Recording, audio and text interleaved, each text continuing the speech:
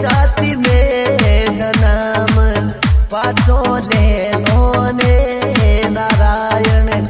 ये गुजर जाति में जन्म